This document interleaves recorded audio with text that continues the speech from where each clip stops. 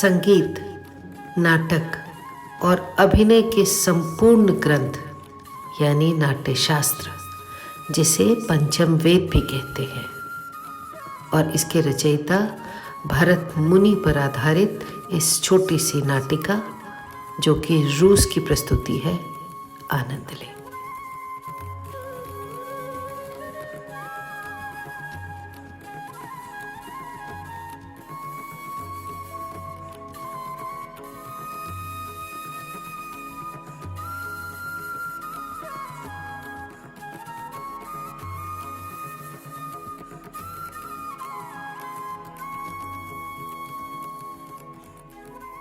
पूर्व रंग समाप्त हो गया है। चलो, अब जो कुछ सीखा है उसका अभ्यास करो। यह नवीन प्रयोग है, इसमें तनिक भी चूक नहीं होनी चाहिए। प्रणाम स्वीकार करें मुनिवर। सदा स्नेही बने रहें। कहीं ऋषिगण, किस प्रयोजन से आना हुआ? हे मुनिवर, जब से आपने नाट्य शास्त्र की रचना की है, हमारे हृदय में कई प्रकार के प्रश्न उठ रहे हैं। हम उसी के उत्तर के लिए आपके पास आए हैं। पूछे, संकोच न करें।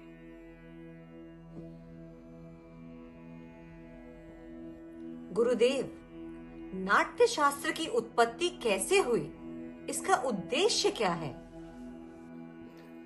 आपने बहुत अच्छा प्रश्न किया। यह प्रश्न केवल नाटक को नहीं, बल्कि जीवन के सार को समझने का माध्यम है।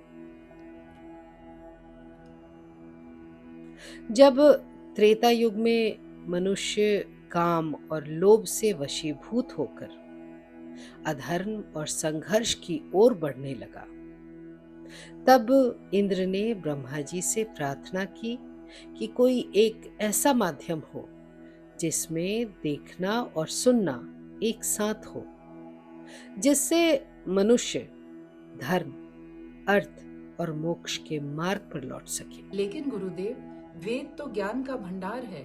वेद अपने आप में इस उद्देश्य की पूर्ति के लिए पर्याप्त थे। फिर ये नया वेद क्यों?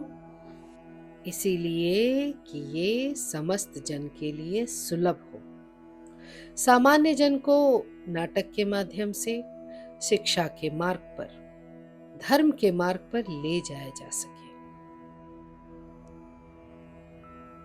इसी मंगल उद्देश्य के साथ ब्रह्मा जी ने चारों वेदों के तत्वों को मिलाकर नाट्य वेद की रचना की है। चारों वेदों के तत्व वे क्या हैं गुरुदेव? हमारी दुविधा का निवारण करें मुनिवर। नाटक में ये जो पाठ सुन रहे हैं ना आप, ब्रह्मा जी ने इसे ऋग्वेद से लिया है।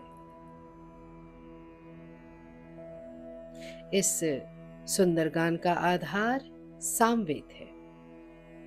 यजुर्वेद से अभिनय और अथर्ववेद से रस लिया गया है। चारों वेदों के अंगों को लेकर नाट्य शास्त्र की उत्पत्ति की गई है। गुरुदेव, तो क्या नाटक केवल देवताओं के लिए बनाया गया है? नाट्य शास्त्र के अधिकारी सीमित हैं क्या? नहीं नहीं, यही प्रश्न दानवों ने ब्रह्मा के सामने रखा था। तब ब्रह्मा जी ने उत्तर दिया था कि नाट्य शास्त्र तो सबके लिए है। यह देवताओं, दानवों और मनुष्यों के समस्त शुभ अशुभ कर्मों को दिखलाने वाला है। नाटक तो दुख से, थकान से, शोक से पीड़ित लोगों को आराम देने वाला होता है। इसमें तो सारे रस, भावों, शास्त्रों, शिल्पों और कार्यों का समावेश है। ऐसा कोई ज्ञान नहीं, ऐसा कोई कार्य नहीं जो नाट्य में ना दिखे। अद्भुत, अकल्पनीय, समस्त सृष्टि का समावेश, लौकिक और अलौकिक भी, साथ ही बहुधर्मी भी, सारे प्राणियों के समस्त भावों की प्रतिनिधि कला, हाँ ऋषिगण, नाटक को सभी कलाओं का उद्गम कह सकते हैं, या फिर कह सकते हैं सभी कलाओं का संगम। मुनिवर, नाट्य कला तो अद्भुत कला है। ये उतनी ही जरूरी है जितना जीवित रहने के लिए सांस लेना। फिर समाज इसे गंभीरता से क्यों नहीं लेता?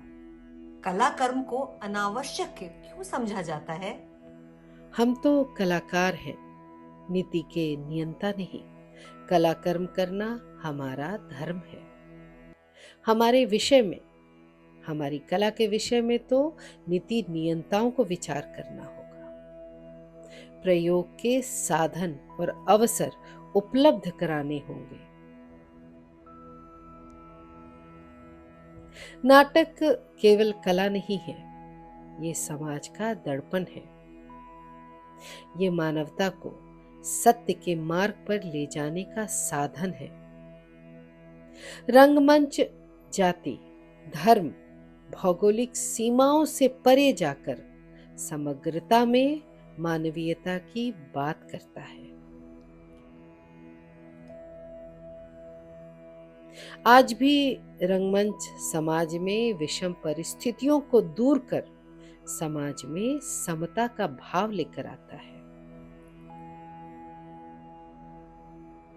ये भाव निसंदेह धरती को स्वर्ग बना सकता है। निसंदेह मुनिवर, कला विहीन समाज तो नीरसता से भर जाएगा। ऐसा समाज तो पशुओं का समाज होता है। इसी आशा और अपेक्षा के साथ कि समाज कला और कलाकारों को वह स्थान दे जिसके वे अधिकारी हैं, मैंने नाट्य शास्त्र को पंचम वेद कहकर पुकारा है।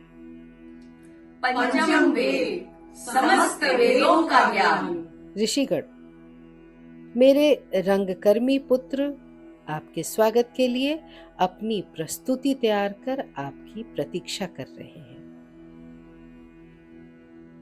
चलिए चलकर नाटक का आनंद लीजिए। ऋषि मुनि ने देखा सपना, वेद पुराण अपनाया जग ने, जिससे निकला नाट्य शास्त्र अपना।